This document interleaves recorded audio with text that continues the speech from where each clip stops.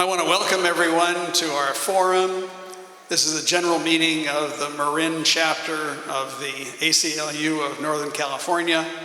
My name is Frank Shinneman. And the man who has the school is coming up to our podium. If you're an ACLU member, thank you for your support. If you didn't know that there was an ACLU chapter here in Marin, thanks for discovering us. I want to first introduce other members of our chapter board. A couple are traveling, but please raise your hand or stand up when I call you. Don Carney, Doug Cooper, Lisa Bennett. Thank you very much. We lost one of our board members recently. Dave Curry, who many of you may have known as a passionate advocate for affordable housing, recently passed away and is going to be missed by all of us. And there will be a memorial service, I understand, being scheduled later on in the spring. Before we start, I want to recognize some officials we have in the audience. First of all, any school board members? If you could stand. I guess we didn't get any school board members. How about educators and administrators? I know I saw David Finane here. Fantastic. Thank you very much for coming. Any county supervisors? Well, I think Kate Sears was coming, but I haven't seen her yet, so she's probably trying to find parking. Members of the county justice system. I know there's at least one. Our DA, Lori Frigoli. Since she's in the front row facing forward, no one has to worry because she's not going to see you. Any city council members? Thank you very much. And any members of law enforcement? Thank you very much. Thank you all for your service and for your interest in disrupting Marin's school-to-prison pipeline. ACLU chapters are the eyes and ears of the ACLU in local communities. They're volunteer organizations which the ACLU depends upon to identify local civil liberties issues and provide information on our rights to the community. Restoring justice to the American legal system is a core mission of the ACLU that luckily we're all seeing in the newspaper on almost daily basis. This year our chapter is focusing on understanding and reforming fines and fees in our county. And of course, the other subject is the subject of our panel tonight, disrupting Marin's school-to-prison pipeline.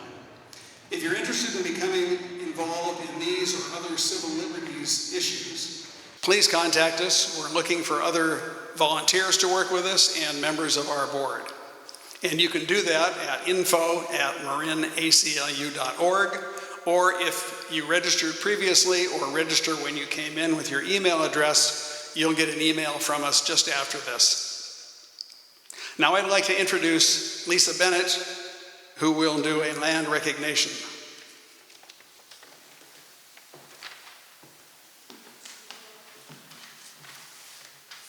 Good evening. My name is Lisa Bennett. I'm with the chapter board here.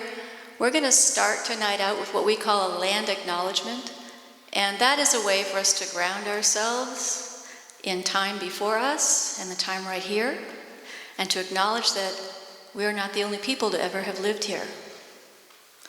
So please sit with your feet flat on the ground. You can close your eyes if you need to. Enter your space thoughtfully. Exhale. Settle in. I'm going to start with a sound. Shh.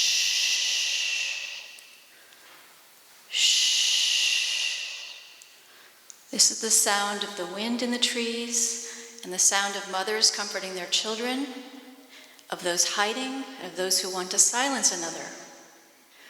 Shh. Shh.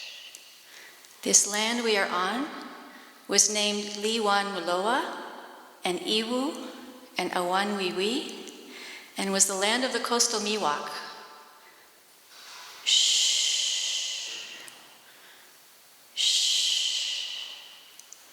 And when you hear the wind in the trees, think of those who first lived here. When you think of mothers, think of these mothers and these fathers, and the silencing we have done to establish that which we stole from the original people. Shh. Shh. We will not be silent. We will not be silent. No more. No more. Thank you.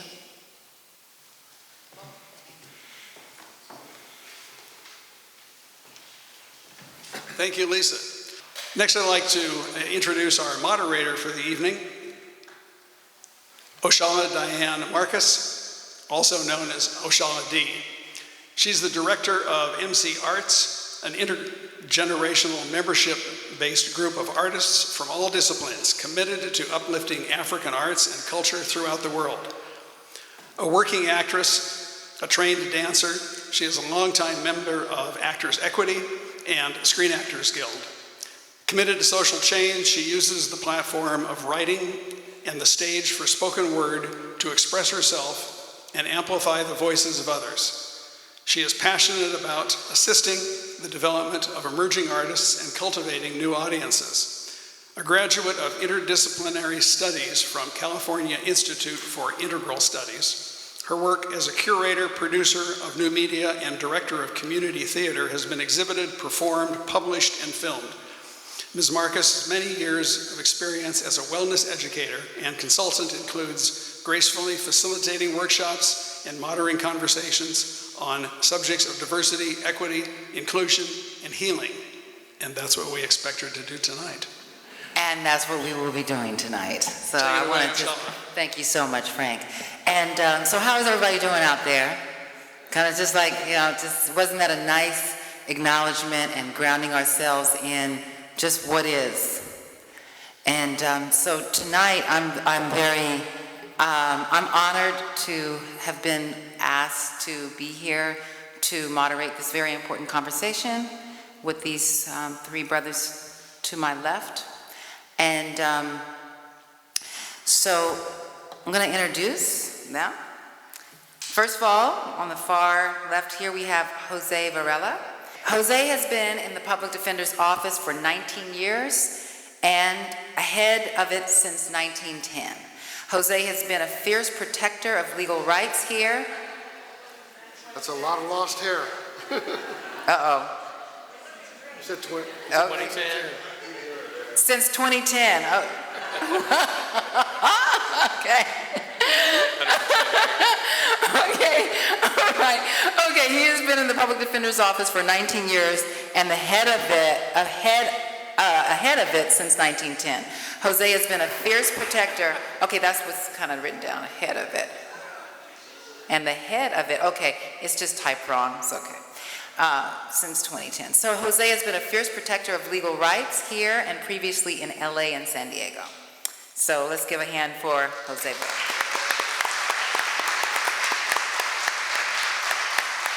Sorry about that, Jose.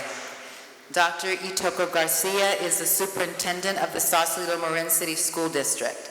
He has been a transformative professional educator for 20 years in some of the most challenged schools in the Bay Area, including Oakland and Hayward, and consulted for 8 other districts in California and Nevada. Dr. Garcia graduated from Tam High School and brings a unique and successful background to this district.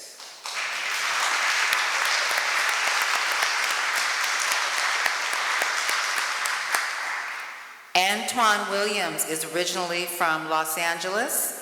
He was formerly incarcerated in San Quentin, where he became an actor in their Shakespeare project and was the co-founder and sound designer for the famous Ear Hustle podcast, which I recommend to all of you as a fascinating view into the lives of incarcerated people. Antwan is currently touring schools to deconstruct the school-to-prison pipeline through self-empowerment and active community healing.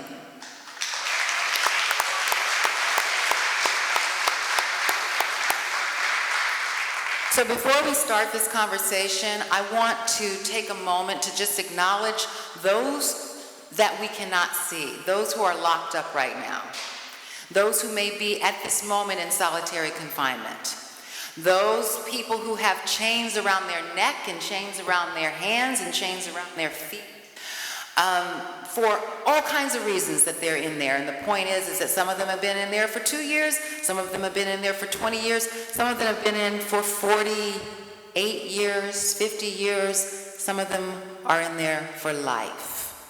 And it's a huge population. Before we start the conversation, I just want to say that our prison population is right now at about 2.2 million in this state. We lock up based on our position in the world. We lock up about 24% of the prisoners in the world, in the nation. We're right up there with Saudi Arabia, with other places who we think are totalitarian. And that's how I want to really open this up, to remind us of where we're sitting now. Also, I just want to encourage the audience to really ask questions as we go deeper into this conversation.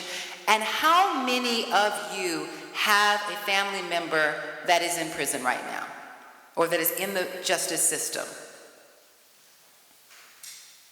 Okay. All right. Thank you. All right. Very good. So, school to prison pipeline. What is it? For those of you who don't know what a school to prison pipeline is, this is the first question, the obvious question that I'm going to put out there. What is the school to prison pipeline, and when did it start? If I may. Just jump on it. I want to do this as an informal, chop it up conversation. Sounds good. So I taught kindergarten for a long time, and one of the anecdotes that I use all the time is that kindergarten is like launching a rocket to the moon. If you get a few degrees off at the start, you never hit the moon. If you get a few degrees off later in your journey, you might not hit exactly where you were aiming, but you still hit the moon. And the reality is that the school to prison pipeline starts even before kindergarten. 80% of kids that graduate on grade level in kindergarten attend four-year universities. 80% of kids do not. Most don't even graduate high school. And you begin to see the correlation right there. And so really what we're talking about begins in pre-kindergarten. It sometimes even begins prenatally for some students. The gap in opportunity, the gap in effect happens that early. And I'm excited about some of the changes to Ed Code and state law that say that we can no longer suspend kids for defiance and disrespect. If I asked each one of you in this room right now how you define defiance or disrespect, we'd probably have 35 or 50 different answers. And so you can imagine what kind of a qualitative judgment that is between teachers and students. And we can now no longer do that in our education system. But for decades and for generations, I see two guys that I grew up with right around here, out here in the audience. Thank y'all for being here. But there should be a lot more of us here. And a lot of us are gone. A lot of us are in the pen with an L. A lot of us are dead. A lot of us are strung out on drugs. And a lot of that happened around what happened in our very early childhood. And so I've deferred to the other two gentlemen to kind of add to that. But from my standpoint, this starts from almost the very beginning of our lives, and how the kinds of opportunities that our families have, the kinds of economic opportunities, the kinds of housing opportunities, the kind of opportunities, access to healthcare and things of that nature really set us often on a track, one or the other. Now, it's not fatalistic, it's not deterministic. You can do things to break that and change your outcomes. But when we talk about the school to prison pipeline, that's how early it starts, in my opinion. Okay, so And I think that- okay, go on. I think that one of the things that happens, and I think Dr. Garcia was sort of focusing a little bit on that, and that is how soon do our children get into systems? And what is systems? What am I talking about, right? I'm talking about even as young as kindergarten or in preschool, children are systematically graded. They're cooperative, they're not cooperative, they're disruptive, they're that. All of a sudden, at that point in time, definitions are given to our children. at that very young age. And all of a sudden, they're systematically put into this. And you see it from the kindergarten teacher to the first grade. He's a disruptive little boy. You're really going to have to stay on top of him, you know. And all of a sudden, those qualities continue to be passed on to the next teacher, to the next teacher. And systematically, that child then potentially goes through the suspension process, and eventually the expulsion process, or they make it easy. They just drop out, okay? And so that system works in that way. Along with those systems, believe it or not, oftentimes are child protective systems that come into the family that cause issues with regard to that. There are systems of healthcare that do not provide necessary medical care or nutrition in order to deal with that child. And these systems start adding up. They start literally creating the equation that by the time some of these children are in the 4th and 5th grade, they literally are on their way to criminality because they are starting the process, because another system oftentimes comes into play, and that's the system of the streets, okay? The reality is the system of the streets takes over. And in jurisdictions where I worked in San Diego, Los Angeles, for us, it literally was, are you blue, are you red, what are you repping, well, what's your hood, what's this, where are you from was not a question for location. It really was a question of allegiance. And so these systems start coming into these children's lives at such an early age that by the time some of them are in high school, they literally are either, completely separated from the educational system and on the streets, or in some way finding themselves to the pathway that eventually gets them into state prison. And so these systems are really important for us to be aware of, right? We need to have this cultural competence in teachers and administrators and others, Oh, we need to get the police in here and get them into juvenile hall. We need to do the following things. And we have some folks here from the probation department, and later I'll talk about some of the great work they're doing to disrupt the pipeline.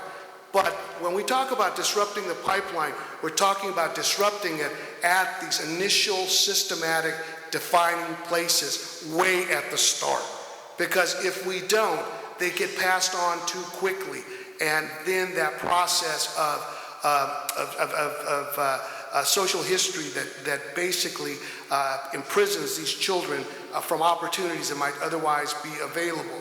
I see a bunch of folks out here who do great work in the legal field. Frank is here, who does death penalty work and everything else like that. We see at the tail end the reality of all this, when we have to do the social histories, and we literally go back, and Dr. Garcia's right, we go back to the womb, and oftentimes we find some of those things there. And so as we talk about these things and we talk about steps to address them, we have to talk about disrupting the systems, because it's not one pipeline. It'd be great if it was just one pipeline, but the reality, it's a lot of plumbing that creates this pipeline. Okay, thank you. Thank you, Jose. I feel that it is really important to understand that the school to prison pipeline is a construct. I think we all should first and foremost understand that the school to prison pipeline is a construct, right? And this construct, like they were saying, it doesn't necessarily come from schools. It comes from us as adults, what we think is right and wrong, right? And our children are byproducts of what we think and what we do and what we teach. So when our children go into schools, they go representing us. They go mirroring everything that they see in the household. Now, whether or not your household is more conservative or liberal, when your children step into schools, right, they're stepping into, again, a system that is constructed by somebody else's views on what the world should be like. And then we start at such an early age where we think children, again, are destructive, and we think children need to be disciplined when their life doesn't mirror what we're used to. So you get a lot of teachers and educators and people of influence that go directly into communities that they are not familiar with, and all you see is what's wrong because that's not what you're used to. So the school to prison pipeline is a result of how us, all of us, have decided people should be treated. We have all signed these laws that made it okay for the 3 strikes, that has made it okay to sentence 14-year-old children to life inside of prison. We all have signed that. So when I think about the school to prison pipeline, I think about all of our mindsets, and in such a day and age where we didn't think for ourselves and we allowed whatever the system to tell us is right and wrong, we just accept it. And then when you get, when children go home with reports saying that you're destructive or you're disruptive, us as parents, we automatically go in on a child, right? Because we expect them to be right for others and not right for themselves. And then even in that, we're automatically teaching our children to be obedient to the rights and wrongs of somebody else, preparing them to get stripped butt naked, preparing them to walk into a jail where you're going to have to do everything that you've been doing in your household, get yelled at, get put in timeout, where you're going to get hit if you don't do what's right.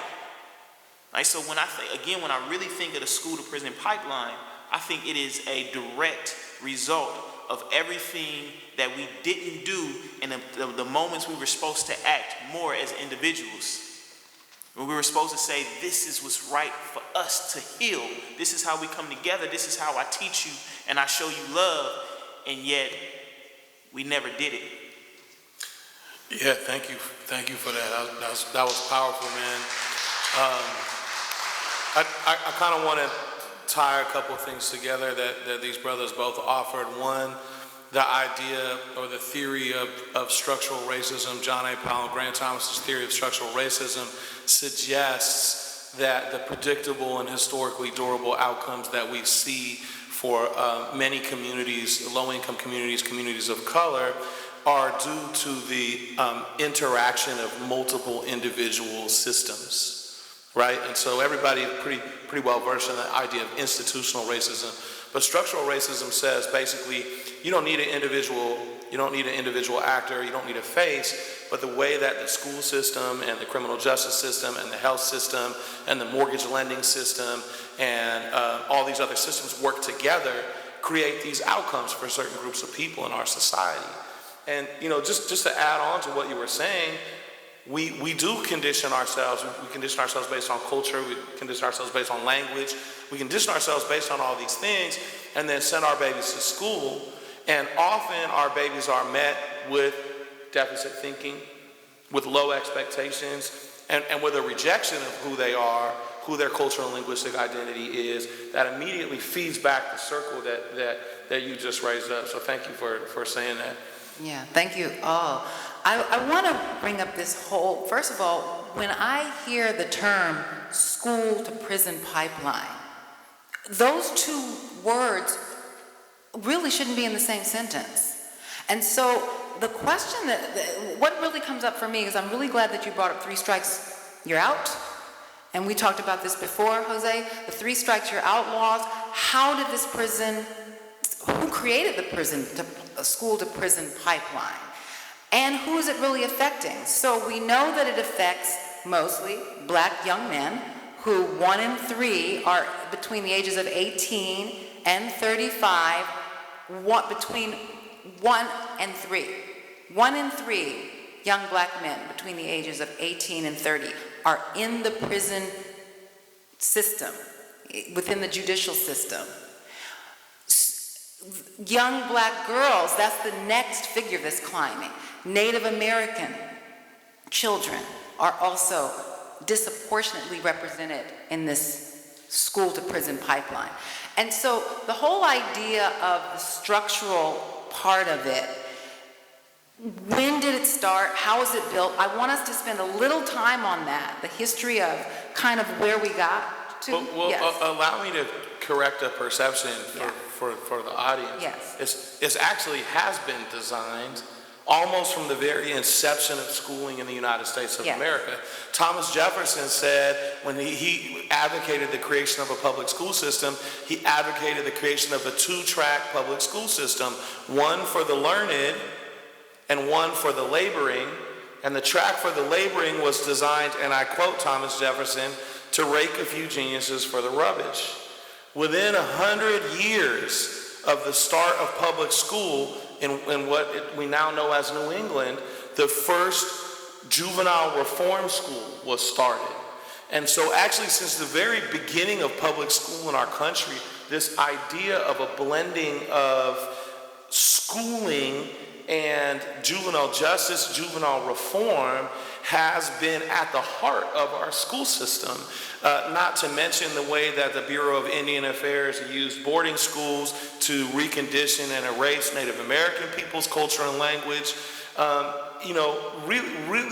Really it is woven into the fabric of both school and criminal justice. You might even argue that it was woven into the school system for children that couldn't conform far earlier than the criminal justice system. We've only had a penal system in this country since 1973. It was rehabilitative. If you made it, you had a chance to get out. But school essentially has always been designed to funnel non-compliant people, not docile people, into a different system. So are the public school systems serving black and brown children? If the statistics say that when you go into school, you're going into a pipeline where if you're of African descent, if you are of Native American descent, that your chances of you going into that school mean that you're going into a prison system. That's really what it's saying. Is it that the system has failed our children, or was the system designed, as you're saying? And that's the question. Is the system itself designed? The system failed our children. There is just no question about it. The prison pipeline during the 3 strikes was basically a prison guard union lifetime guarantee of work. I mean, it just opened the faucet to bring in people that were going to keep prisons open and were going to continually create private prisons, create other ways to sort of house people at a profit. People saw this as a profitable way to put people away, and they failed the school system. And how many of you had a teacher that really was a bad teacher? I saw many teachers when I was growing up that were really bad human beings. They hit children. I mean, literally as a kid, I used to have my name on many paddles that were used on me, right? Because I always talked back, right? And so the reality is I knew corporal punishment, man. I was aware of it, right? And thank God in the 6th grade, in the 4th grade, I met a wonderful teacher. Before that, every teacher thought that the back of my hand was where their hand landed, And the reality, it was in the 4th grade, I finally met a teacher that literally took me aside and said, you know what? You're a smart little guy. I just need you to sit still. And she said, what I want you to do is, can you do me a favor? Can you sit on your hands in class? And just let's play a game. How long can you sit on your hands? And next thing I know, I'm sitting on my hands. And I thought, this lady actually taught me something. And then all of a sudden through the school year, she says, keep going. You can do your homework. And all of a sudden, I'm getting, instead of the N's need to improve and the S's that I strove for, all of a sudden I saw an E on an E. What the hell is this? That doesn't happen to me, right? But it was this teacher who motivated and who cared and who was really concerned. And at the end of the year, she says, we have a program here in Long Beach for kids that we see doing well in school, and you're going to get to go to summer school. And guess what? At the end of summer school, you will get to go to camp for 1 week. You know what that's like to a poor kid? Are you kidding me? I get to go, and literally every week we went on field trips. They took us to visit professionals. They did all this, and that was the start. I thought for the longest time in the 4th, 5th grade, I wanted to be a tugboat captain, because we had gone on a tugboat in the Los Angeles harbor, okay? And I said, I'm gonna be a tugboat captain. Instead, I started just looking like a tugboat, right? But the reality was, the reality was, when you find good teachers, they are blessed. They are blessed, wonderful things. And that's really where we started seeing it, because it was the 60s, believe it or not, that brought those good teachers into the process, right? It was the Peace Corps folks that came back to teach and had world experience of what they had seen. All of a sudden, we started seeing new ways of teaching. And education is a political ping pong. One day it's teaching to empower a child, the next it's back to basics, and I feel sorry for educators because they're constantly being back and forth. But in the end, where we started seeing successes was in this model of motivation that really started helping children, right? I heard from probation, Eric Olson, of a program that they're starting to work with young kids called School Works. That is to say, School Works, right? And so they were starting to find these children that were having that disruptive label put on them and starting to wrap around them with services, literally wrap around them with services, and not through probation, not through probation. So Jose, we're going to get to that when we start kind of talking about some solution-oriented things to this. I still want to stay on this whole, that the school itself being that you're entering into it's good that individual teachers come into the system, and that's great. But we're talking about a system. We're talking about a system that no matter how many individual teachers there are that are good in there, and that's great. The system itself is a pipeline. SARB, SARB, are you familiar with that? School Attendance Review Board? Yes, we have an attorney that actually goes to the SARB boards. Okay, so when I heard about SARB, School Attendance Review Board, how many in the audience have heard of Student Attendance Review Board? Okay, so Student Attendance Review Board, I believe there's someone from law enforcement on that. There's someone from the school. Are there any parents? Are there any therapists on the board? This is specifically around attendance, truancy. Can we talk a little bit about that? And is there enough representation from students themselves on this board? And is it actually serving the students, or who is it actually serving? So it's interesting, it's a little bit of a misnomer. You hear the name Student Attendance Review Board and you think of a board full of people, but it's really often a representative from the district attorney's office, a judge, the parent, the child, and a representative from the school that really actually goes to court and goes to a hearing. There are a lot of really progressive things that are happening in this arena and all over the state and here in our county, and it's actually not easy to get to a SARB hearing. Most schools do a lot of things to kind of try to avoid it as much as we can, because we don't want to criminalize our parents for not being able to get their kids to school. But at the end of the day, it is really related to truancy laws that have been on the books since the 1800s that were designed to support compulsory education. And that starts in first grade. You can be started in SARB as early as first grade. Kindergarten in the state of California is the only grade that's not compulsory. And as a result of some of the consequences that can happen at a SARB board, the legislature a few years ago mandated the public defenders be at SARB boards in order to be able to represent family members, because oftentimes there were underlying circumstances that caused a child to not go to school. Sometimes it was because their parents feared that the child might be caught up in immigration raid, or they were just scared through fear going through the county. Other times, kids were bullied through school, and so when stuff like that started coming out, with advocacy, the SARB board started to become, as Dr. Garcia said, they're starting to look at these things in a much more holistic way. It used to be simply a numbers. You missed this many classes, you missed this many classes again, we're going to suspend you. You missed these many classes again, you're expelled, right? And then all of a sudden there's the family looking for another school district that will give the kid a chance, right? And so before, SARB boards were really intense. The other thing that sometimes happens in SAR boards is that we come to find out that the children need an individual education plan, an IEP, that they have special learning needs that keep them from attending school because they're dyslexic, they have issues of ADHD, there's other things of that nature. And oftentimes those are tough because those things cost school districts money.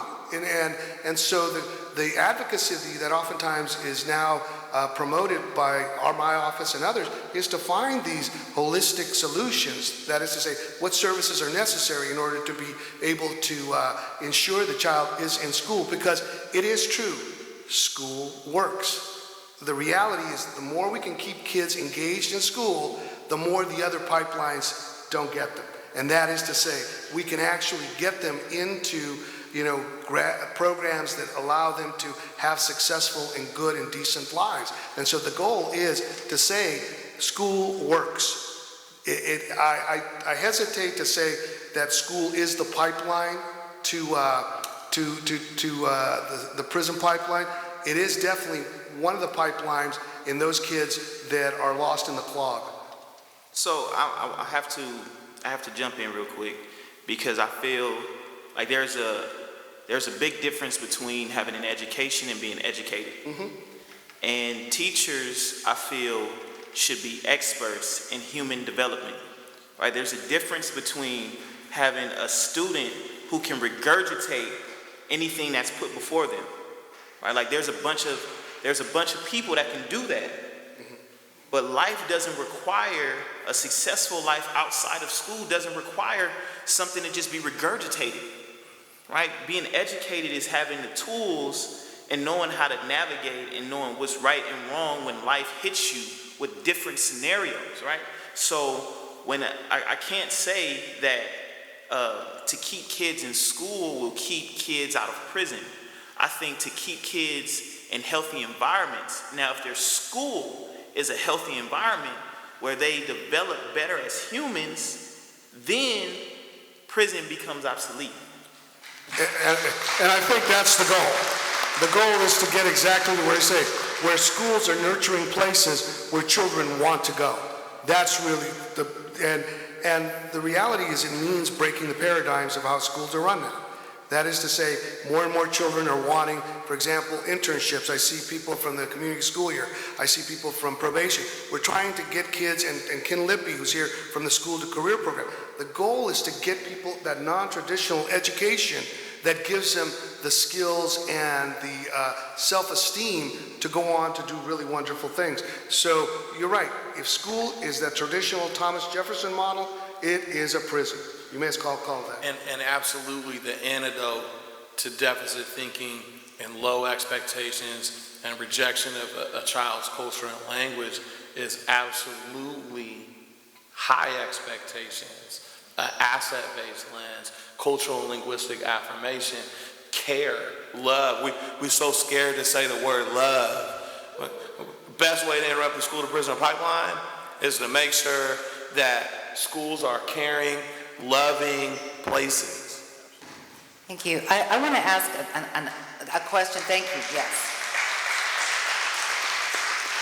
Who is safer? So if we're saying, because I'm staying with the subject of school to prison pipeline, who is made safer in this system? Like who is it designed for? Because I'm assuming that these children that are being truant or they come into these systems or the school system where they're being punished for this and this and that. I mean, punishment, that's one thing. You're being punished for being tardy. And then that puts you somehow into a track that leads you toward a judicial system. What Dr. Garcia was saying is great because we're looking at alternatives, and I think we're going to talk a little bit more about that, and the audience will be able to speak more on what other alternatives are there. We have this assumption that you go into school, if there's disruptive behavior, whatever that means, that if you keep doing it, that you're eventually going to end up in this pipeline. And my question is that inevitable? I mean, why is there a pipeline? Let me frame the question a little differently. It is historical This is nothing new. We've seen children being used, poor children, children that don't have opportunities that put them into a higher echelon of society in other countries throughout time, feudal Europe, before the French Revolution. The powers that be mowed children out of the street. There was paupers prisons. All kinds of reasons to take the poor and to lock them up so that they could do free labor. And if we're talking about free labor, that's very insidious. And yet when we think about these systems, we think of totalitarian systems that do this. We don't think that a democracy does this. And yet, here we are, a democracy, and we're doing that. And as a population, as a public, this is our public school system. And so that seems very insidious. Is there a way to actually, how can we disrupt it if it's part of the system itself? Well, I'll tell you, I'll let Dr. Garcia start talking about, you disrupt it by disrupting it, okay? And I'll give you an example of how you disrupt it, and I think Antwan is absolutely right. There are linear kids that if they know how to review, repeat, and rinse again, they know how to get through school. And they know how to get to an Ivy League school, and they know how to do all that linear work that has been laid before them. The child of trauma is a butterfly trying to just find some place to be able to go to where they're going through. I'll give you an example of how a learning has got to become different, and that learning that appreciates the reality of lived experience, right? I have an internship program where I bring in high school students, and I send them down to the courtroom to observe what's going on in the courtroom. And the linear kids from TAM, from Marin Academy, I send them down and said, what did you see? Well, I saw the judge, and the judge was really very formal and really did a very good job of keeping the courtroom in order and did this and that and very good. And then I have kids who are dealing with issues at school, and some of them come from community school, or they come from other places where they've got challenges that they're working on, and these kids fidget. They sit there and they fidget. And I said, what's going on? Oh, you don't want to know what's going on, Mr. Vroom. No, tell me, what's going on? Isn't that what you saw? That's not what I saw, Mr. Vroom. I said, well, why don't you tell everybody what you saw? Nah, people get mad. I said, no, tell people what you saw. And all of a sudden the kid will say, well, I looked over there and the judge was just looking at his computer, wasn't listening to the lawyer at all. I saw the client pulling at the lawyer's arm, and the lawyer was just kind of talking and not even paying attention to his client. I saw everybody else walking around. I just saw a poor guy trying to hold on is what I saw, right? And I look at the linear kids and I said, you got a lot to learn from him. You got a lot to learn from him. And it's that ability to bring in that non-traditional lived experience that is essential to appreciating these children's ability. We love children and we love other human beings when we acknowledge their presence and their history and their insights, right? And it's only when you create these learning environments that appreciate difference and diversity in that way that you realize in the end, you take the linear kid and make him wiser, and you take the non-linear kid and make him wiser or her wiser in that connection. So this notion of what the school has done by tracking people into, you're the linear kid who's always going to go here, you, the rest of you, we just got to get you through. And then if we get you through, maybe you'll get a job. If not, the prison system will take care of you, And that's the issue, is the restructuring of education to be a place of appreciation, and we have to work at that. So there's something that I realized maybe 4 years before my release. For the world to be governed by law, it's the one thing that isn't taught in public schools. So I think a great tool that can be used to deconstruct the school-to-prison pipeline is teach basic law. Because in my community, right, and I come from South Central Los Angeles, Well, I automatically thought if you go to jail the first time, you get 6 months. I didn't know everything you do in the commission of a crime is another crime, right? But this is all like, it's all public knowledge, right? Like, you can go look this up. But when our students don't understand that a strong arm robbery opposed to robbery with a weapon is a difference between 6 months and 15 years. And then they don't understand that if you punch somebody in the commission of a robbery or just a fight, like that's an assault, that's 5 years. And if you threaten them just out of pure, right, like just pure anger, that's another. And what kind of gun you have, that's another 10, 15, or a life sentence.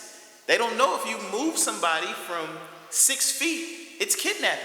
That carries a life sentence, right? So when we think about the prison system and how people are continuously being swept in, it's among opportunity, right? It's among spatial and linear thinking. It's also comes down to, again, what information and what opportunity is presented to help people grow in a conscious way.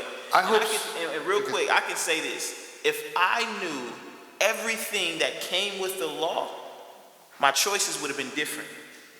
A lot of my choices would have been different. And I think that every school should have an Antwan teaching, okay? And I do. I'll give you an example. My friend Oscar Curry is here. And Oscar Curry spent, 18 years?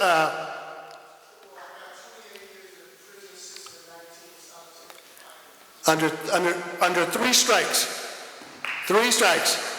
And we were able to get him out when the reform came under Prop 36. And I have hired him to come to my office and teach exactly what you're talking about, Antwan, through lived experience. You know. So the goal is to get. That would have been a platform. If you know, it's kind of like getting punished for things that you don't even know. And this is as simple as school, but it'll deter a lot of them if they knew what crime and punishment was while they was in high school. And the thing that we find from law students to high school students to junior high students that work with Oscar, it's real. Everything Antwan says is real. And there is no teacher that can teach from non-lived experience. There's something about lived experience that's so important. And I think that one of the ways we disrupt the prison pipeline is to have those who have been through it and wish to disrupt it in this educational system. Thank you. So I'm glad you said that. So I want to just put out a couple more statistics. We are going to open it up to the audience in just a few moments. But I do want to add to this conversation the concept of the reality of race. When we look at public schools, I would say, and I'm not sure, so I don't like to quote exact statistics because I don't want to quote the wrong statistic, but let's just say a majority of teachers in our inner city schools are white women. And we're talking about educating. 80%. Is it 80%? So I didn't want to say it. It was in my mind, but I didn't want to misquote. So if we're talking about 80% of white women are the teachers of young black men, Latino men, girls, completely different lived experience, maybe wonderful, great intentions. And we're talking about the notion of feeling safe. And we know the history of the history around racism in this country, especially around white women, black men, brown men, that is very much in there. And so that's another element when we talk about disrupting the system, is why are there, we can't separate the system from that. Don't we have more things teachers of that color? hood PhD that Antwan and Oscar are talking about is critical, right? When you're dealing with high trauma kids. But I also, want to be very clear. Like I don't believe that anything's fatalistic, right? Like just because you have come from a low income background, or you had high trauma, or you've been around all kind of violence, doesn't mean necessarily that's your destiny, right? It just means that's a likely outcome, right? But we can't let our trauma define us. Yes. And, there's a whole bunch of reasons why white women are still the majority of teachers. But if you look, first of all, the one-room schoolhouse that the American school system is built on was usually staffed by a woman. Later, fast forward to the 20th century, it was one of the only acceptable jobs for women was to be a teacher, right? And so if you look at rates of college acceptance historically and who was able to go to college, you can start to see the foundation of this pattern in our system. And I think, to your point, Oscar, a lot of what feeds the school to prison pipeline is kids don't even understand the expectations in school. Mm-hmm. And that's how they get into trouble around behavior. Because we have different cultural expectations, and the cultural expectations of how to behave in school are based on white cultural norms. And so when you have Black and Latino kids show up and be themselves, they immediately are identified as troublemakers, right? And so to Jose's point, one of the ways that we can begin, and one of the ways that I have seen schools successfully transform is to really look at systems of behavior management, I don't even like to use the word discipline, right? I would even offer to look at systems of school culture and climate. If you walk around this school, you can see one little poster over there, but you can see some evidence of that here at Bayside MLK. There's a system that we use called positive behavior intervention systems, and it rests entirely on the idea that all behavior management is tied to positive behavior expectations. So that's one way to undo deficit thinking and low expectations, is that when I, as an adult who has power in the situation, has an interaction with a young person, that I always frame that around a positive expectation. And, recruiting teachers of color, the reality is, because of those historically durable patterns that I talked about when we started, you're more likely to find teachers of color that have a valid teaching credential and a hood PhD than you are to find white teachers that have that experience. Now, not to say, I know some white teachers with hood PhDs too. It's not trying to rule anybody out, but you're more likely to find Black and Latino and people from the res that have that kind of experience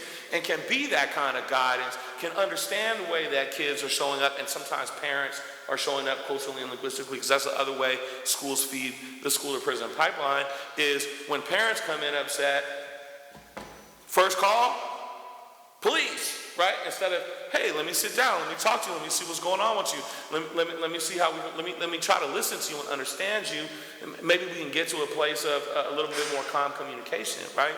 And so along with school culture and climate, along with recruiting teachers of color, doing a lot of internal work, a lot of deep reflection on where our positionality lies, what is the power dynamics that we hold with our students. I can't even take credit for this, but prior to my hiring, this district decided to contract with an organization called Courageous Conversation. And we trained our whole staff on Courageous Conversations about race prior to the school year. Teachers, custodians, student success coaches, right? It's all a system. We can't put it all on teachers. We can't put it all on principals. The way the food service staff works, the way the custodians work is all related, and we all have to be working together to create affirming, validating, caring experience for our kids and families if we want them to have different outcomes. Yes, thank you. Right. And Dr. Garcia, it's great to see someone in your position of power within the system that has a different view. We don't often see that view within our communities, really coming from that place. There's a movement out in the country where the boarding school model has changed, where more Native American children are now going to schools where they're able to learn their own language, where before it was denied for them to learn their own language. More African children of African descent are going into private schools. And I will say that those schools, there's no school to prison pipeline. That's not what it's about. And so what we're talking about is our public schools. So if our public schools are a school to prison pipeline, and prisons have become more of a labor, let's just face it, 74 cents a day some prisoners are making, right? Michelle Alexander's The New Jim Crow Yes. has a very fascinating statistic. If you haven't read that book, you should read her, at least watch her TED Talk. It's only like 25 How minutes many long. have read Michelle Alexander's The New Jim Crow? Okay, Mark. Right, but she says we now have in our carceral system people doing labor at this rate, more people than were ever enslaved at any one time under slavery in the United States of America. And so if you want to look, I mean, it is free labor. It's been free labor. That's what it's about. It's how the country was founded. And so the question, and I'll put this out here so we can continue to talk about it, is given that our public school system is a pipeline to prison, again, it's great we have Dr. Garcia, but is there any, I mean, a lot of parents, you know, they're sending their children to school because they have to, but are schools really safe for Black and brown and Native American children? That's a question. Are they safe places? Even with good teachers here and there, how long is it going to take us to fill our schools with proportionately numbers of Black and brown teachers, Native American teachers, not just for the Black and brown and Native American and increasing immigrant populations that are coming in from all around the world so they get to know the true history of this country.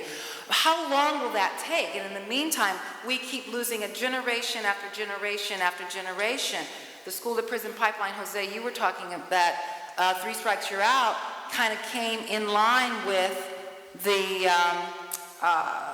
3 strikes you're out came kind of around the crack epidemic. And I grew up seeing the crack epidemic, and the crack epidemic was very structurally based in our system. How many generations can we afford?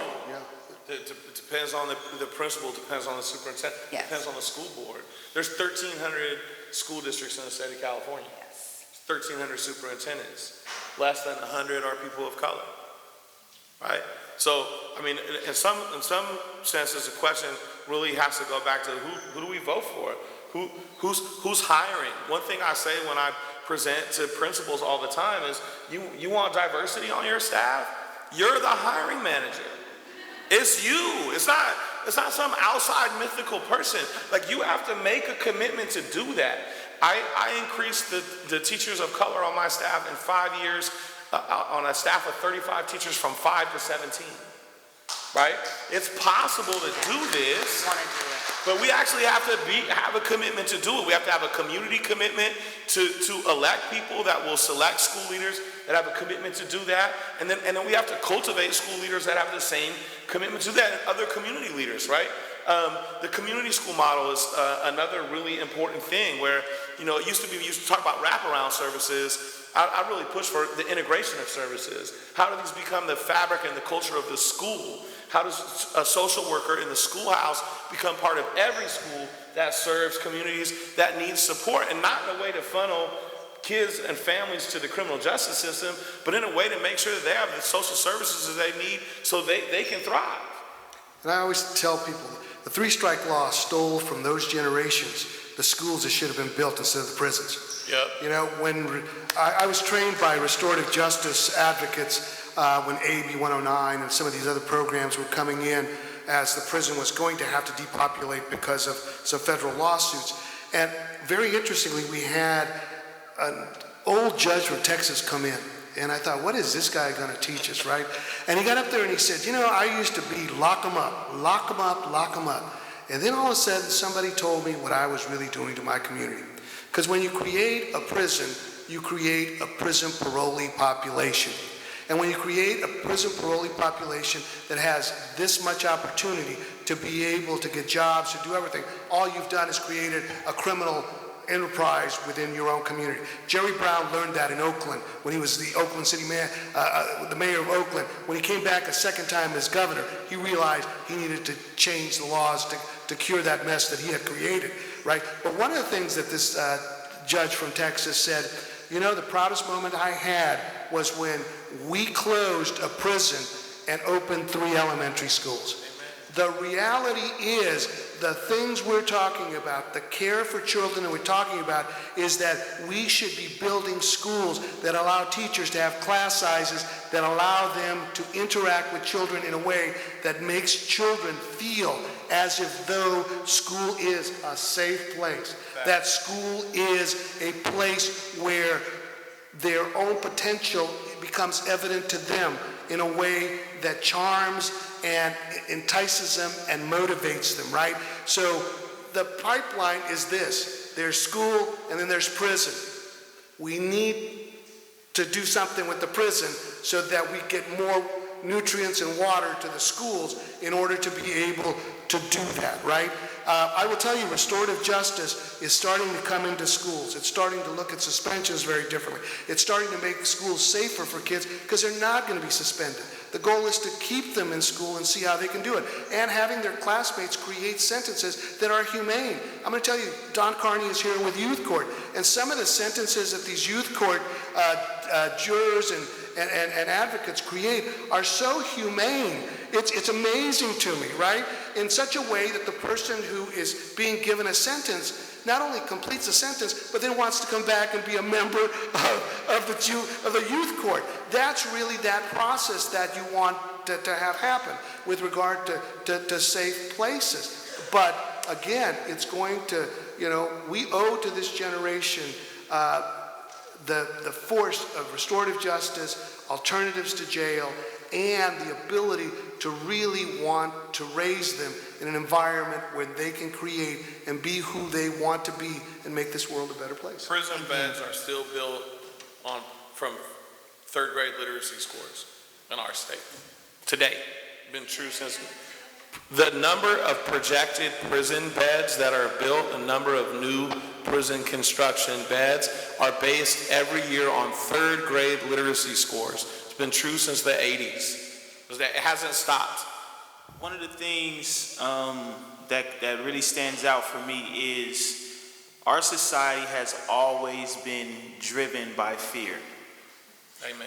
And when you think about, I'm not sure if everybody's like really familiar with this, but before the 3 strikes law, there was the Habitual Criminal Act. And that was 3 strikes. If you commit the same crime 3 times, you're done with. When 3 strikes was created, that was a political move. And it was created I don't want to say like because of marked class. Like, we have a father who lost his daughter tragically, and he wants justice and he wants safety. And somebody's seen his trauma, his experience, as a way to capitalize and instill fear in people whose daughters and children look like that. And that fear created the 3 strikes, but the 3 strikes wasn't utilized in the ways that it was supposed to be. So if fear is always going to be the driving force behind our community and behind the development of our country, then we will always have something that gets slammed in the face of people that don't deserve it. And be it children, be it communities, we start to internalize and we start to implicitly apply pressure to people that we don't really have to, right? We think super predator, titles and labels, right? Something that just in something inside you is shaking when you hear it. And then that become the thing that makes it easy and okay to incarcerate children at a much younger age. The youngest person I've ever come across inside of prison doing a life sentence was 14 years old. So for everybody in here that has a son, a daughter, a niece, a nephew, this system is self-sustaining. It doesn't care if you're black or if you're white. It doesn't care if you're Hispanic. This is the law. And as soon as you cross it, you're subject. You're subject to the same mistreatment. You're subject to the same kind of isolation and being dehumanized as so many other cultures and communities have dealt with for the last 30 years. So again, if it's not going to be fear that like keeps us, like I'm afraid of the system so I don't want to get into it, we have to acknowledge it. We've been driven by fear our entire life. People go to church because they're afraid of God, or they're afraid to go to hell, right? Fear can't be the driving force in changing a system or a community. It has to be a unity, right? And understanding like our true value. And when we see people and children as children and not monsters because their lifestyle doesn't look like ours, or because they can't sit down and listen for longer than 5 minutes, if we can't see that as a way of us already being conditioned to send people, young men, young women, right? Us as educators, us as adults, we have a huge responsibility, and we've been slacking off. We could blame it on a whole bunch of things, but when it comes down to it, we voted on these laws. It's so much policy making that we have control over that can change the dynamic of how children are treated, how people are sentenced, who comes home, who spends enough time in prison and who doesn't. So if we're going to deconstruct this, we got to start deconstructing our mindset, our conditioning, right? How we see people. I walked through a school that I've been working in collaborations with for like at least 2 months, and I had 5 people stare at me like, what am I doing here? And I'm like, some things never change. Some things will never change. To your point, the population of students that are most suspended nationally, African American females. Yes. Dress code violations, right? Our society hypersexualizes young black girls, hyper-criminalizes or makes hyper-aggressive young black males. The perception of Latino males and females isn't really that much different, right? And so immediately we have a social conditioning to look at groups of people with fear and with suspicion, right? And that really makes a difference on how we interact with people. And it is a very deep reflection that we're inviting everybody to engage in around, hey, what is it that you immediately feel? What is it that you immediately think when you see these groups of people walking down the street or walking in your neighborhood? Or walking behind you while you have your bag. I mean, it's insidious, and it is deep, and it is something to reflect on. Before we move on to audience questions, because there's some real good questions here. Speaking of fear, there was an incident at Tam High today, which is right here in Mill Valley, right? Where there was a gun. I heard 3 different stories already, so I'm not sure exactly what happened. But what I want to say about it is that what came to my mind is like, well, there's another gun incident in the suburbs. And yet those schools are not highly policed. I was at a school in West Oakland, and I literally saw a law enforcement, placard on the front of the school. Like the law enforcement and the school were hand in hand, like you're walking into a jail cell. And yet if the statistics, and we're talking, Antwan, you're talking about crossing that line of who gets in. Yeah, once you get into the prison system, you're in. Doesn't matter who you are. But who gets in is another story. And as many killings, mass shootings, terrorist acts that have happened with young white males, young white males still aren't in our society looked upon as the ones that are going to most make you afraid. And so oftentimes when I'm hearing Antwan and others speak, because again, I feel like I'm moderating, but I'm also speaking for a lot of people that I know that have been locked up. Because if you're African American and you've grown up in the hood or even in the suburb, when someone says, how many people do you know in your family locked up, you can usually put it on one hand or more. And that's not to say that your family's criminal. It's just that this is within the system that we live in. One of the saddest things that I have to do in my career, because it is teaching, I created a pamphlet called Creating an Exit Plan Out of the Criminal Justice System. And it's a pamphlet that I brought to Marin City, and a lot of the grandparents really got it. And the thing that I find difficult about the pamphlet and teaching it is that I'm basically telling people how to act undercover. You know, I'm really having to teach people, you know, the reality of how you get through the criminal justice system.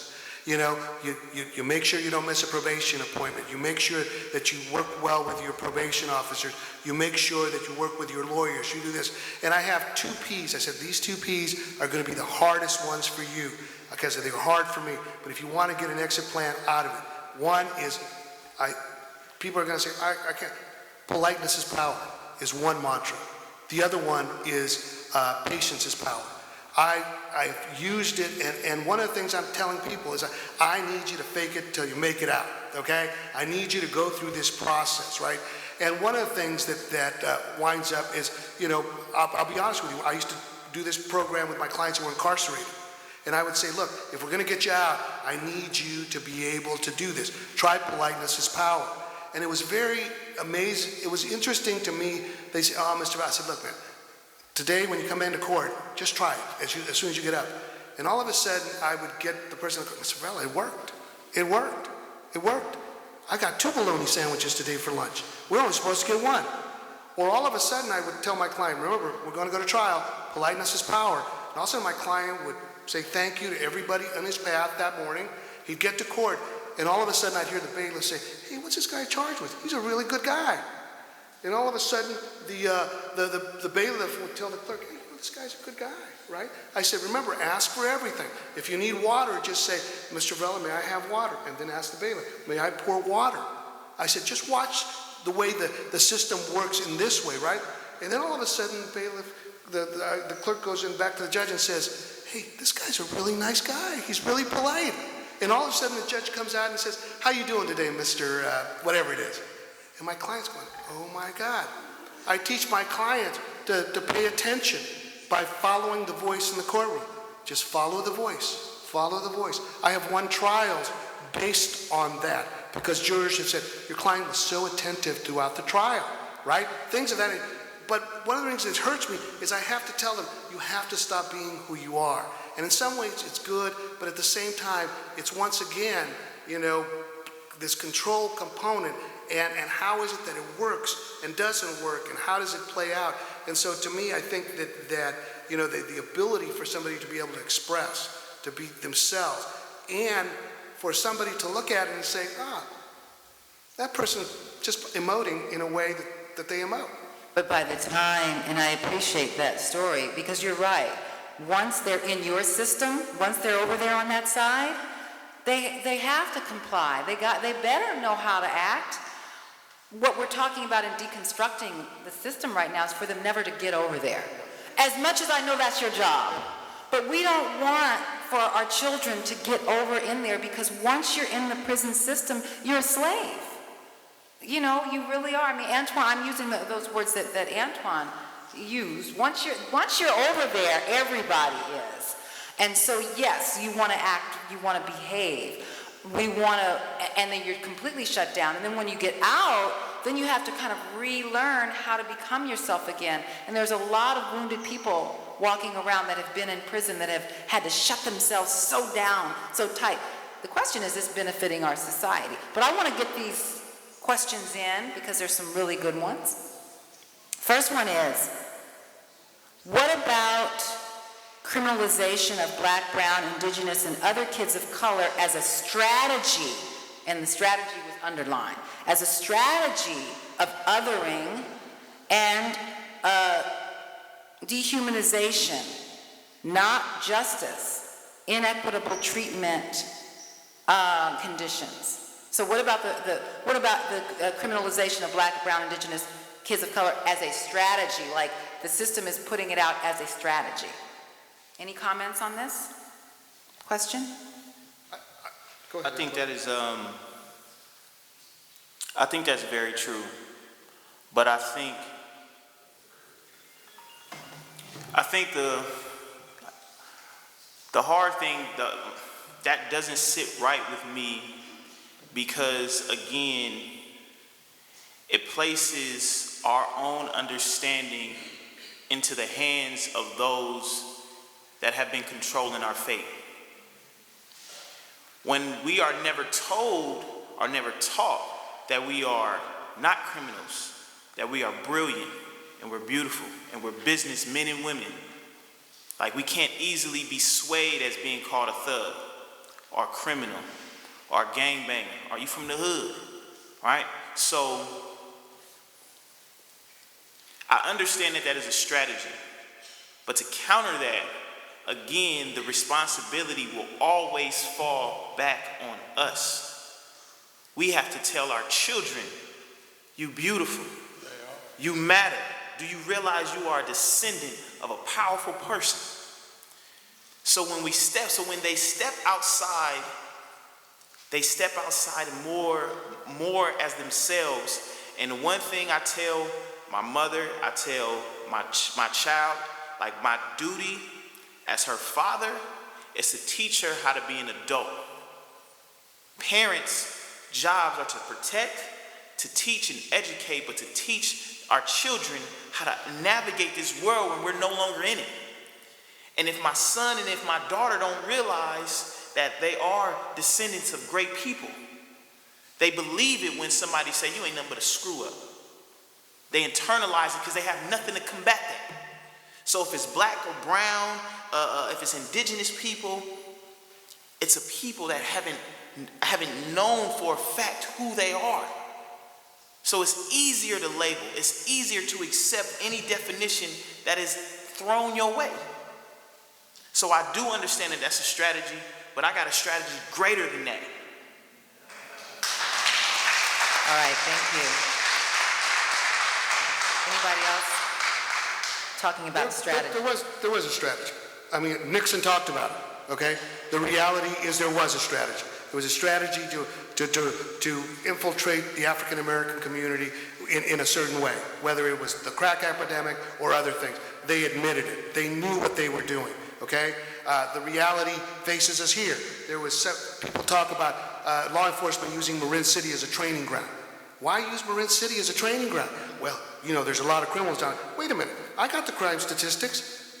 Marin City's crime statistics aren't outrageous in such a way that you can use them, but it's that strategy of fear, and the criminal justice system is based on fear in a lot of ways. And so some of the things that we're talking about and disrupting the pipeline down the way, you're right, we don't want them my way.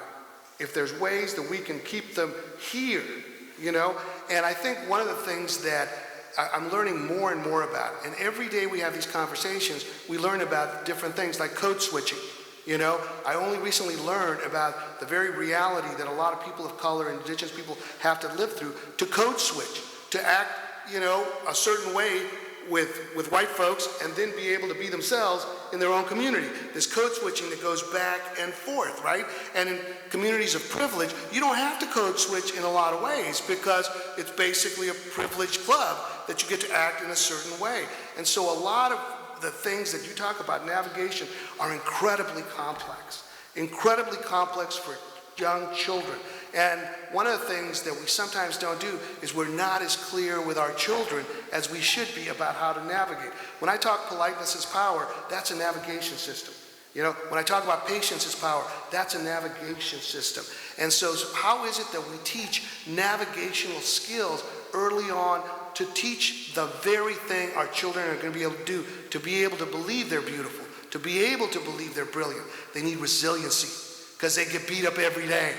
Every single day. And it's that cover of resiliency that if we can use the school to build that, they won't come to me, okay? And I'm going to tell you one other thing. They aren't coming to me. Crime is down in America, okay? You wouldn't believe it if you read the newspaper. But violent crime is down, okay? You look at the numbers that go to prison out of Marin County, they are down. The reality is we continue to live in that world of fear that Antwan states, and if that paradigm continues, we cannot get to the solutions that are based on that beautiful and brilliant, statement that Antwan made. And Jose, I appreciate that statistic, and this has just been my observation too. The statistics are down, and yet there's so many generations now that are locked up and that have been locked up. So it's almost like we've squeezed it in. There's not as many people left to lock up anymore. I mean, that's kind of what I'm seeing as a reality. There's not as many people to lock up, and there's been such damage intergenerationally going on as well. So yes, and I do feel that crime is down, but crime was also down, before the crack epidemic as well. And yet there was this, again, strategy speaking along those lines. So I think that we have to look at, you said this about the liquid community, kids that live here in Marin City also have family enrichment in Vallejo. And so kind of looking at what their lockup rates are, because as communities, as black communities and brown communities, communities of color become more gentrified and people are having to just move all over the place, I think it's important for us to look, we're going to have to expand who we are as localities, not be as tribal, like I'm from Marin City or I'm from Richmond, I'm from Vallejo. People are having to move all over the place. So yeah, but I hear you, crime is down, we get that. We don't want to keep people being criminalized when they come out. One of the things I hope happens is Antwan and a lot of the people like Oscar and Antwan who have been through the system, we need them to give us legislation that they would like to see change. Because right now, we are seeing criminal reform happen at a great pace. And some of the ideas, people with prior felonies now can be on juries. All kinds of things that are starting to happen. The more that we can, mine from their experiences, the changes we need to make, this is the time to make them and solidify them so that we can change culture for the next generation. And that's why we're doing this panel. So Dr. Garcia, do you have anything that you want to say on the strategy? I just would add on to what these brothers both said. Self-esteem is everything. Self-esteem is the armor that allows you not to be defined by your trauma, really teaching kids pride of place, making sure that they're represented, that our communities are represented in the institutions and systems in which they work. Things like ethnic studies, things like critical literacy, these are all navigational tools, right, that allow our students to have the chance to show up and be their authentic selves, and yet still navigate the larger system in which we're all nested in, right? The ability to really understand concepts like intersectionality and systems of oppression, and how, race is one thing, class is another, immigration status, language, these things all add up to these interinstitutional dynamics. And unless you can see them and identify them and understand what they are and how they work, you have little chance to not be consumed by them. That's great. So the next question comes from a 13-year-old girl. Thank you, Colette. Why, and it's a multi-part question, so listen carefully and you can answer whichever part you want.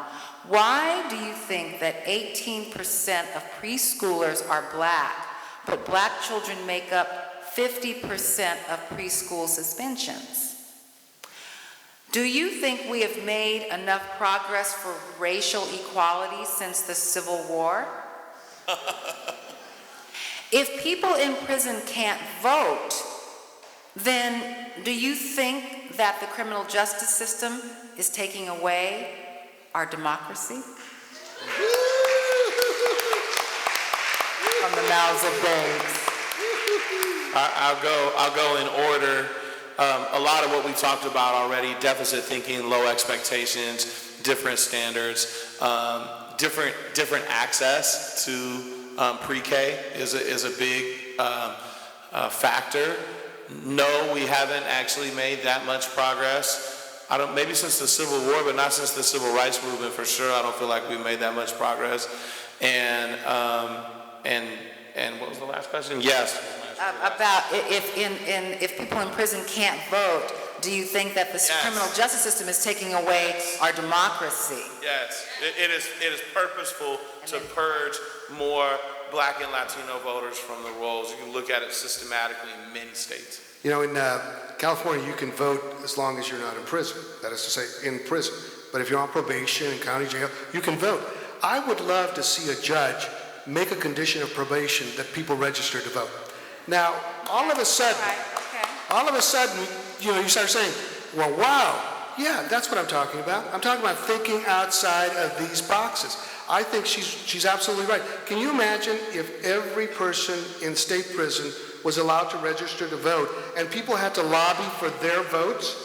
All of a sudden, my God, God bless her, tell her to keep dreaming. I mean, I think it's just wonderful that she has the insight at 13 to be able to think of such nice structural ways to bring equality. Well, yeah, or younger. Any other comments? I want to, because these are great. I can tell that the audience that's here is really thinking deeply, and I want to get to some of these questions. So any comments on any of her thoughts before we move on? I want to comment real quick, because I think like that question is a direct result of how young you can be encouraged to do critical thinking, right? Like, this is a person who sees the world critically, right? And that kind of thinking exists in the minds of almost every 13-year-old.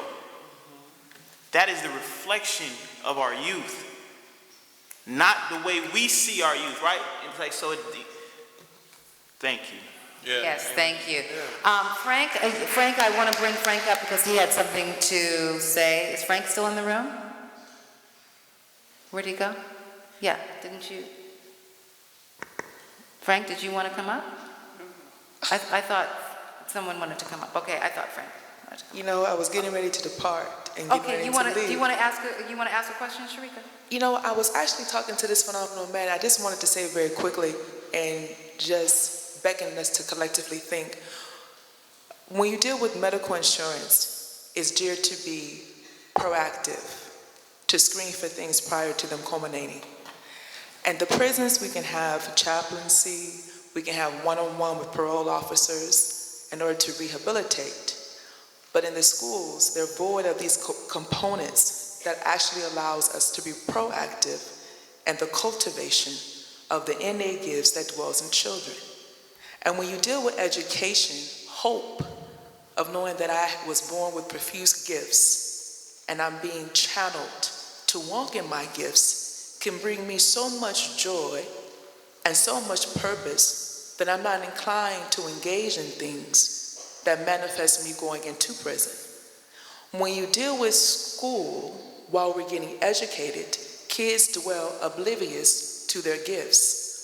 Over and beyond that scope, when you deal with children who are Black and brown, having to adhere to the philosophy of being African American in one context, and then going to a different philosophy, it creates cognitive dissonance, which is a foundation for psychological and mental disorders. Over and beyond that scope, you have the implications of groupthink and other social dynamics also playing an equation. So I'm just putting forth the suggestion for us to really consider the possibility of promulgating things that will allow for divine energies to enter our schools with some form of spiritual divine energy direction where kids are walking in their purpose and filled with hope and cognizant at an early age that they can do something and be something, and that will inevitably disrupt and transform this system.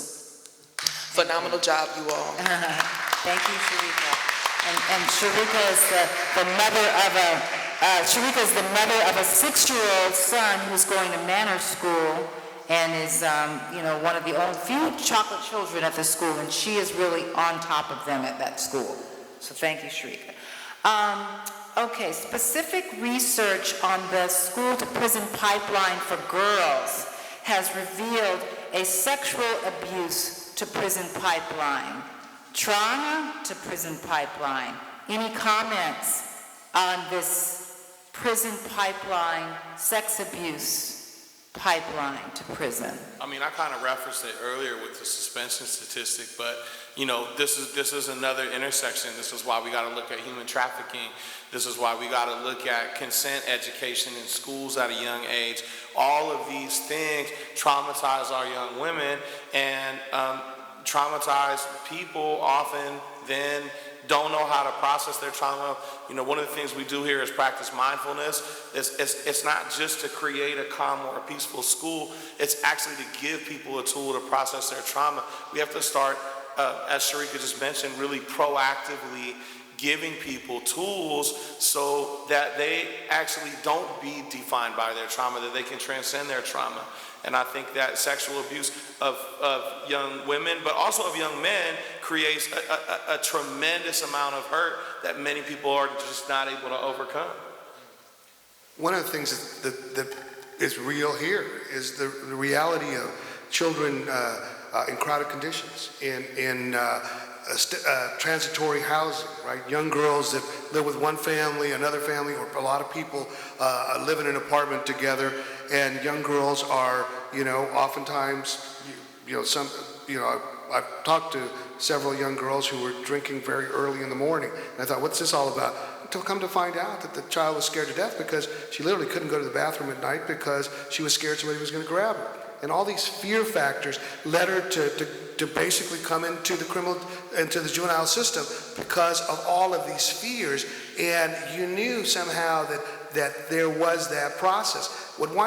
In representing women throughout my career, one of the things that I found is sexual abuse eventually led to massive self-medication. Whether it's drugs, whether it's stealing, whether it's check-kiting, whether it's, you name it, getting involved in that. And that eventually was their prison pipeline, from sexual abuse to a mechanism for supporting a habit or some way like that. And so that question really gets to the heart of that underlying trauma that causes a pipeline for women.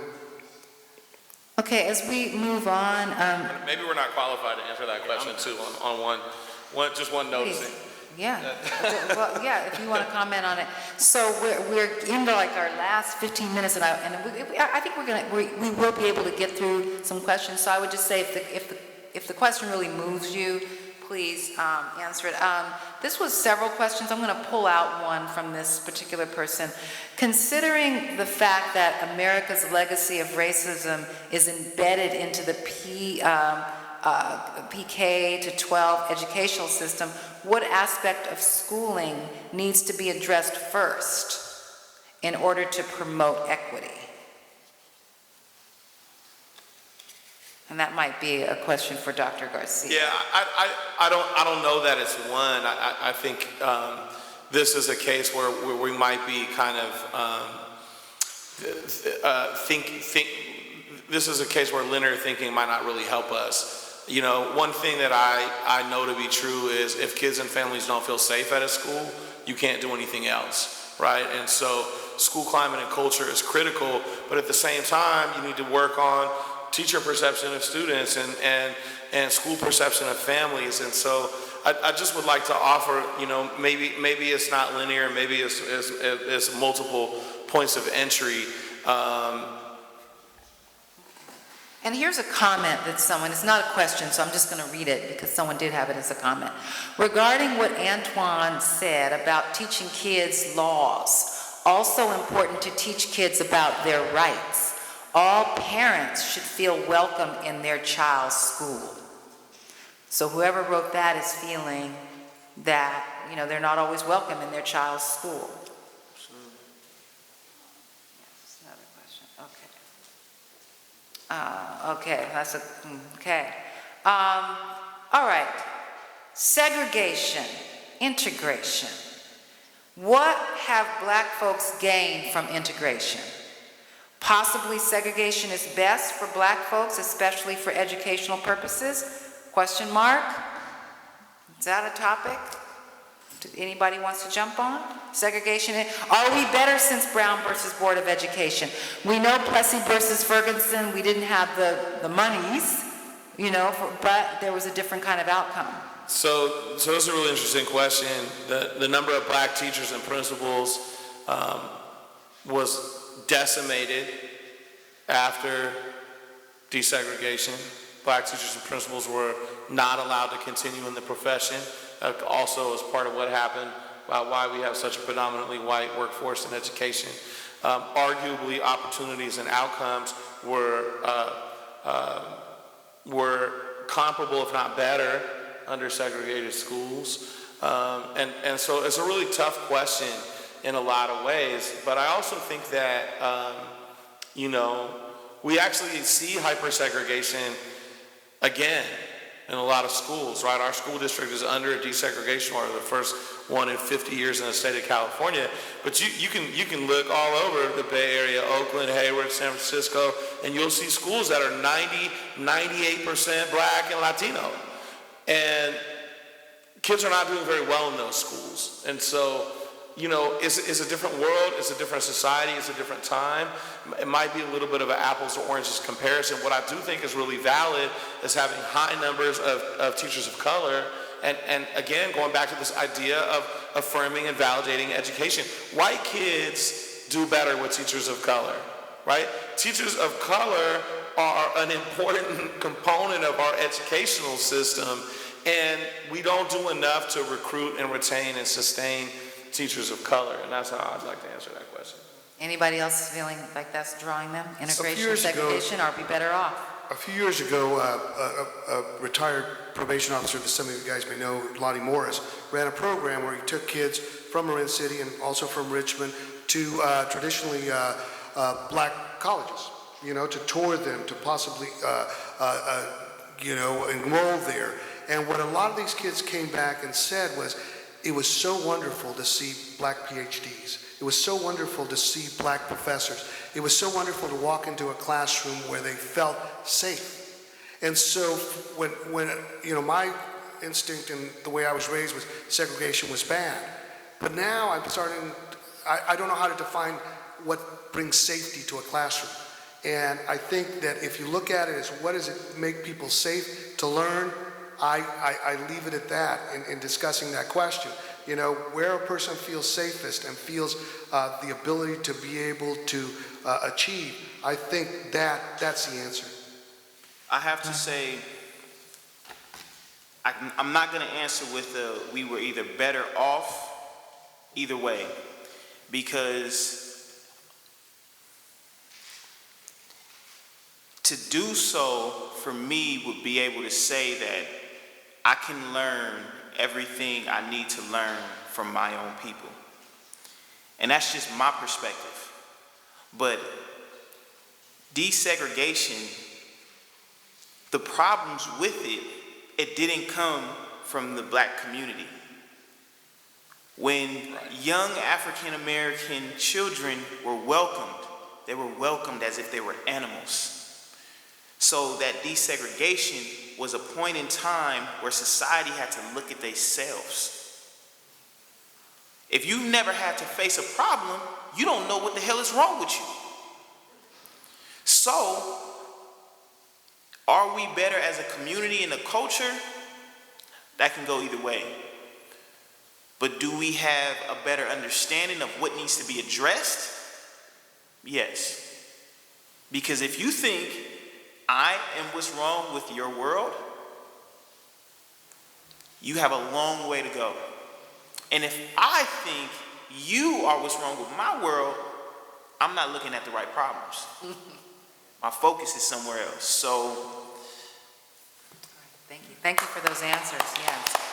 Okay, so along those same lines, referring to that 80% of public school teachers who are white women, how many are receiving cultural education? This is a Dr. Garcia question, from the communities they teach in, and how can whites support the needs, the changes, more people of color being teachers, addressing trauma, etc.? How can whites support the need for changes for teachers of color? Here, teachers are getting training. In our district, Sam Union High School District, teachers are getting training. But again, you know, I think it really goes back to how you're organizing, what kind of candidates you're supporting, who you're electing to decision making on places like the school board or city council, or you know, how you vote to support school construction bonds or teacher housing or all of those things. These are all actually civic actions that we can take, you know, and how often do you talk to your neighbors about these kind of questions? You know, we have reached a stage where, you know, Black and brown people can try to educate white people for, you know, eternity. And at the end of the day, white people need to do more educating of white people than black and brown people. Okay, word up. Okay, so these next questions are specifically for Dr. Garcia. You can continue, and for Antwan. So Antwan, I'll start with you. Antwan, can you talk about how restorative justice programs that you're doing, that you help, and others that you help run? Because you're doing restorative justice. The restorative justice practice is a phenomenal outlook on life. It takes the position of healing when it comes to accountability. The restorative justice practice is you given the opportunity for the survivor or the victim of a crime to have input on what they believe is right and wrong and what should happen to the person that has either caused harm or is the offender. Because so much about the justice system strips that power away. You don't come to court till I tell you come to court. You can't speak to him. You can't say sorry. Like, there is no communication, so there's so much that gets unanswered. And sometimes people just want to know why. As a survivor of many of crimes, the one question has always been, why me? And those answers can sometimes bring healing. So if it's a school, if it's in your household, punishment, right, isn't going to always be the best way to bring people together and to make something grow. It's figuring out what the survivor or the victim needs in order to heal. And maybe that is counseling, maybe that is a face-to-face, like maybe it is a community building, and that can sometimes be the thing to make a person reestablish who they are. Because we can get lost in society. We can get lost. And that can sometimes be the thing that grounds people. And it's saying, I should never hurt somebody. I would have never thought me breaking into your car would cause you many nights of not being able to sleep. I am so sorry. So the restorative justice practice, it puts voices back into those that have actually been harmed and has caused harm. And this is another thing that has been like incorporated in a bunch of schools, especially nowadays, but it needs to continue to happen in the household and in the communities. Yeah, and I just want to add on to that, RJ actually comes from First Nations tribal courts in Canada, and it made its way into the criminal justice system in this country because some reservations span the international boundary between Canada and the United States of America. And, in terms of application, I think it's really important to ground it in the idea that this was the way that Native Americans as a community looked at making things whole. And so one of my favorite aspects of it is really the community aspect, right? And yes, it's the survivor, and yes, it's the person that did harm, but often there are other members of the community involved in the decision. And when we're talking about restoration, oftentimes we're talking about restoration to the whole community, right? Because our actions extend beyond what is an individual. And so if you intersect that with the work that we're doing on school climate, then instead of a matrix of consequences for behaviors, you have a matrix of restorative practices, matrix of community service, matrix of community circles, and that kind of thing. And I know you probably got some things to say about that too. Well, those were specific, because we only have a few minutes and we only have a few more questions, and I do want to get to them. Dr. Garcia, this is specifically from you. Can you talk about, briefly, the segregation problem in Sausalito and Marin City and the unification process? I know it's a lot, but can you, for the audience, anybody that doesn't know about it, can you briefly?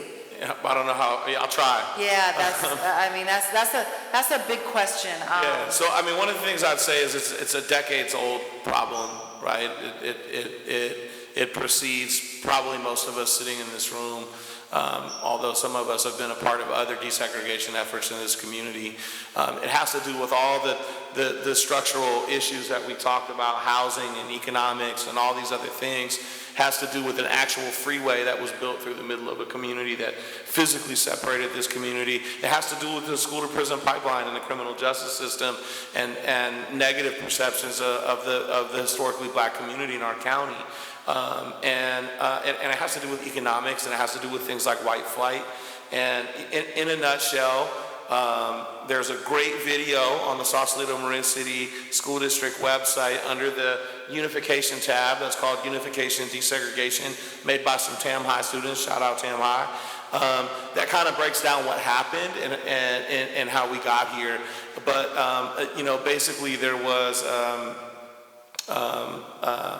funneling of resources to the charter school, which really destabilized our traditional public school, and really supported that segregation, made a lot of families not look at our public school as a viable option, right? If you don't have single subject credentialed teachers, and you don't have PE, and you don't have art, and you don't have music, which school would you send your kids to? And so we are working together voluntarily to unify the two schools. There's been a tremendous amount of progress. I see some people in this room that are part of it. Literally dozens of people have been working on a unification plan. And I'm happy to report that we're probably about 6 to 8 weeks away from making that public. And if we can figure out how to unify our two schools and this community, we will immediately be in compliance with the desegregation order from the State Attorney General. Great, thank you. Thank you. So before I go on to the very last question, I will say that that last comment was the segregation problem in Sausalito Marin City. I grew up in this community in Marin City. Third generation here, it was 99% African American.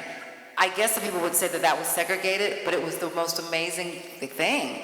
I already was in Marin County, so I knew what it was to be the only black person in spaces all the time. But I tell you, it was such a blessing for me to come home and be around my family and people who'd known my family for a long time.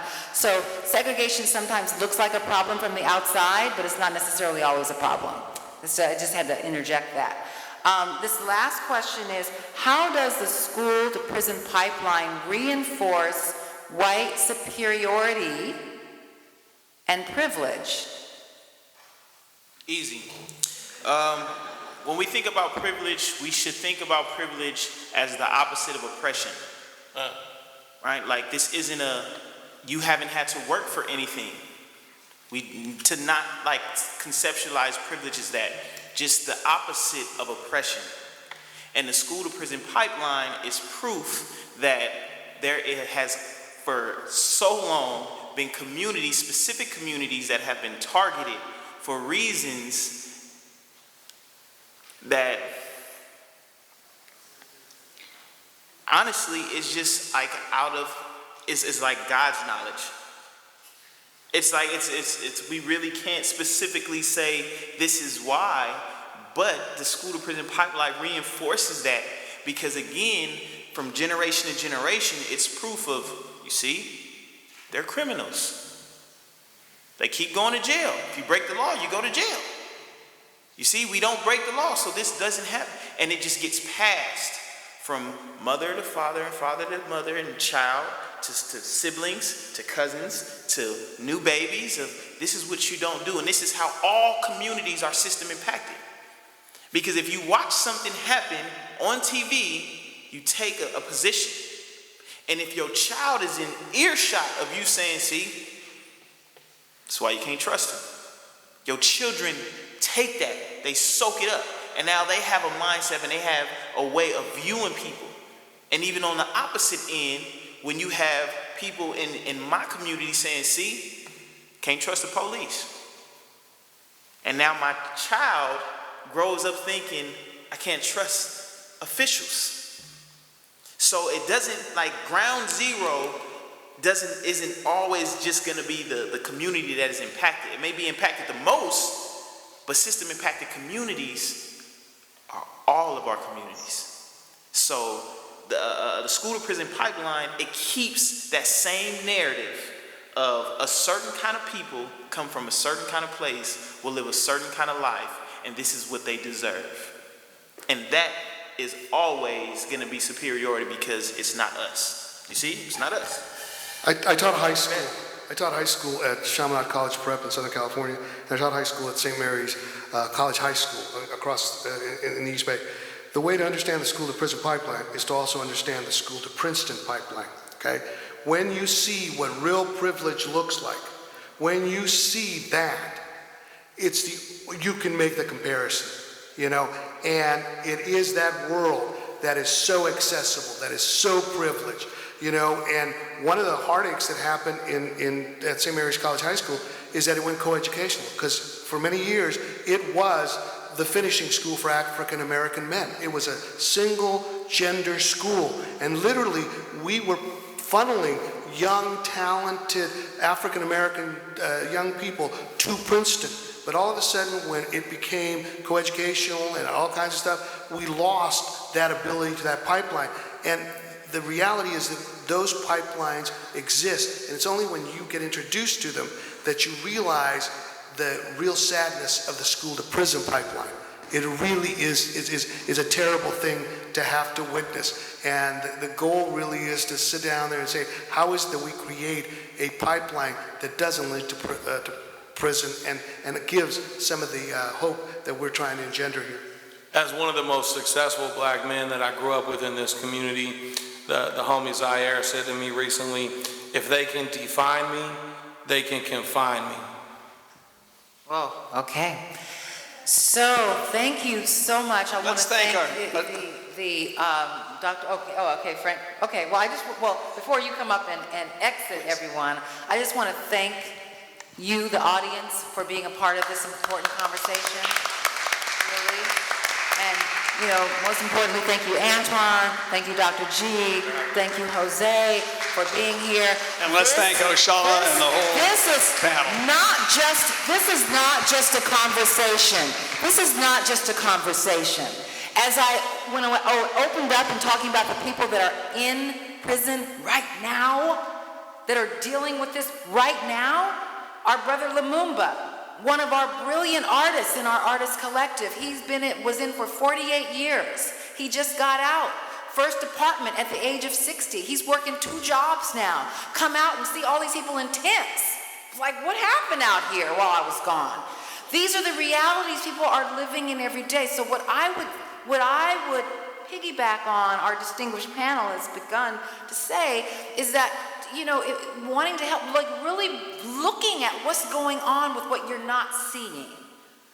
And just look at that and see where the leaders are of those people. Because there's leaders, those prisoners were on strike. I mean, can you imagine going on strike in prison? How do you do that? And yet they did. And that's the reality of what's going on. That is one way to help disrupt the system too, is to begin to empower the voices that are not being heard. Thank you. Thank you all very much. I'd like to also recognize Driver's Market for the food that was brought in. The MLK Academy for giving us this space to use to have this forum. And thank you all for the interest that brought you out this evening. Thank you. Thank you, everybody.